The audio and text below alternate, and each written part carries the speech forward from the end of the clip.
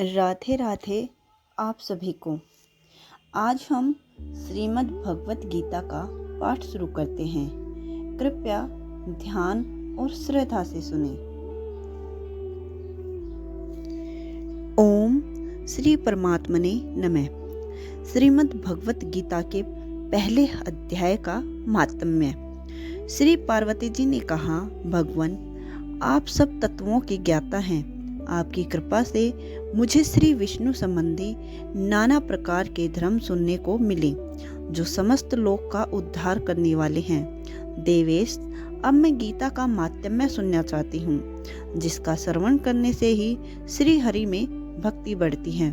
श्री महादेव जी बोले, जिनका श्री विग्रह अलसी के फूल की भांति श्याम वर्ण का है, पक्षीराज गरुड़ ही जिनके वाहन है, जो अपनी महिमा से कभी च्युत नहीं होते तथा शेषनाग की सैया पर शयन करते हैं, उन भगवान महाविष्णु की हम उपासना करते हैं।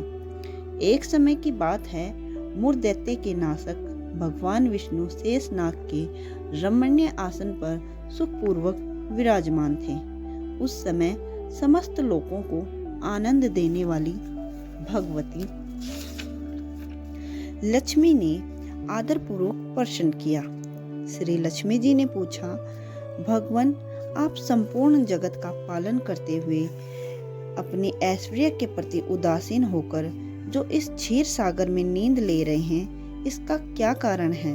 श्री भगवान बोले, सुमुखी, मैं नींद नहीं लेता हूँ, अपितु तत्व का अनुसरण करने वाली अंतर्दृष्टि द्वारा अपने ही माहेश्वर तेज का साक्षात्कार कर रहा हूँ। देवी, यह वही तेज है जिसका योगी पुरुष कुशाग्र बुद्धि के द्वारा अपने अंतकरण में दर्शन करते हैं तथा जिसे मीमांसक विद्वान वेदों का सार तत्व निश्चित करते हैं। वह माहेश्वर तेज एक अजर प्रकाश स्वरूप, आत्म स्वरूप, रोग शोक से रहित अखंड आनंद का पुंज निष्पन्द, निर्ही तथा द्वितीय रहित है। इस जगत का जीवन उसी के अधीन है, मैं उसी का अनुभव करता हूँ। देवी श्री, यही कारण है कि मैं तुम्हें नींद लेता सा प्रतीत हो रहा हूँ। श्री लक्ष्मी जी ने कहा, ऋषिकेश, आप ही योगी पुरुषों के ध्येय हैं। आपके अतिरिक्त भी कोई ध्यान करने योग्य तत्व है, यह जानकर मुझे बड़ा कौतूहल हो रहा है। इस चराचर जगत की सृष्टि और संहार करने वाले स्वयं आप ही हैं। आप सर्वसमर्थ हैं। इस प्रकार की स्थिति में होकर भी यदि आप उस परम तत्व से भिन्न हैं, तो मुझे उसका बोध कराइए। श्री भगवान बोले, प्रिय, आत्मा का स्वरूप दैत्य और अदैत्य से पृथक भाव और अभाव से मुक्त तथा आदि और अंत से रहित है। शुद्ध ज्ञान के प्रकाश से उपलब्ध होने वाले तथा परम आनंद स्वरूप होने के कारण एकमात्र सुंदर है, वही मेरा ईश्वरीय रूप है। आत्मा का एक तत्व ही सबके द्वारा जानने योग्य है। गीता शास्त्र में इसी का प्रतिपादन हुआ है। अमित तेजस्वी भगवान विष्णु ने ये वचन सुनकर लक्ष्मी देवी ने शंख उपस्थित करते हुए कहा, यदि भगवान आपका स्वरूप श्याम परमानंदमय और मन वाणी की पहुंच के बाहर है, तो गीता कैसे उसका बोध कराती है? मेरे इस संदेह का आप निवारण कीजिए। श्री भगवान बोले, सुंदरी सुनो, मैं गीता में अपनी स्थिति का वर्णन करता हूँ। क्रमशः 5 अध्यायों को तुम 5 मुख जानो, 10 अध्यायों को 10 बुझाएं समझो तथा 1 अध्याय को उदर और 2 अध्यायों को दोनों चरण कमल मानो। इस प्रकार यह 18 अध्यायों की वाड्मय ईश्वरीय मूर्ति ही समझनी चाहिए। यह ज्ञान मात्र ही महान पातकों का नाश करने वाली है। जो उत्तम बुद्धि वाला पुरुष गीता के 1 या आधे अध्याय का अथवा 1 आधे या चौथाई श्लोक का भी प्रतिदिन अभ्यास करता है, वह सुसर मार्ग के समान मुक्त हो जाता है। श्री लक्ष्मी जी ने पूछा, देव, सुशर्मा कौन था, किस जाति का था और किस कारण से उसकी मृत्यु हुई? श्री भगवान बोले, प्रिय, सुशर्मा बड़ी खोटी बुद्धि का मनुष्य था। पापियों का तो वह शिरोमणि ही था। उसका जन्म वैदिक ज्ञान से शून्य एवं पूर्णतापूर्ण कर्म करने वाले ब्राह्मणों के कुल में हुआ था। वह न तो ध्यान करता था, न जप, न होम करता था, न अतिथियों का सत्कार करता था। वह लंपट होने के कारण सदा विषयों के सेवन में ही आसक्त रहता था। हल जोतता और पत्ते बेचकर जीवन चलाता था। उसे मदिरा पीने का व्यसन था तथा वह मांस भी खाया करता था। इस प्रकार उसने अपने जीवन का दीर्घकाल व्यतीत कर दिया। एक दिन मूढ़ बुद्धि सुशर्मा पत्ते लाने के लिए किसी ऋषि की वाटिका में घूम रहा था। इसी बीच में काल रूपधारी काले सांप ने उसे डस लिया। सुशर्मा की मृत्यु हो गई। तदंतर वह अनेक नरकों में जा वहां की यातनाएं भोगकर मृत्युलोक में लौट आया और वहां बोझ ढोने वाला बैल हुआ। उस समय किसी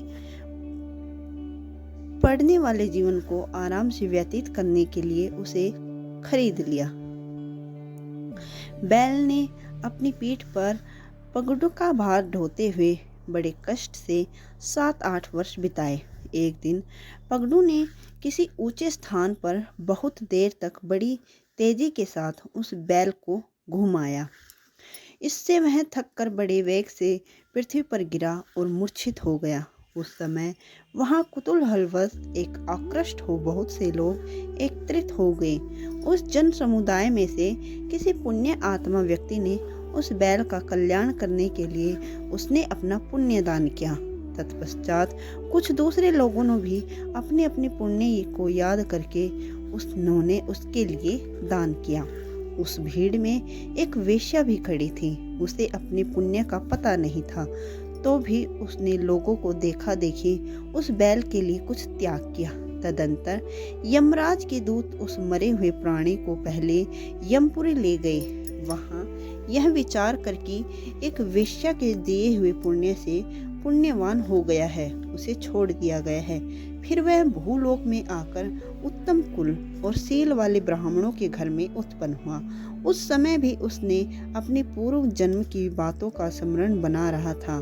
बहुत दिनों के बाद अपने अज्ञान को दूर करने वाले कल्याण तत्व का जिज्ञासु होकर वह उस वेश्या के पास गया और उसके दान की बात बतलाते हुए उसने पूछा, तुमने कौन सा पुण्य दान किया था?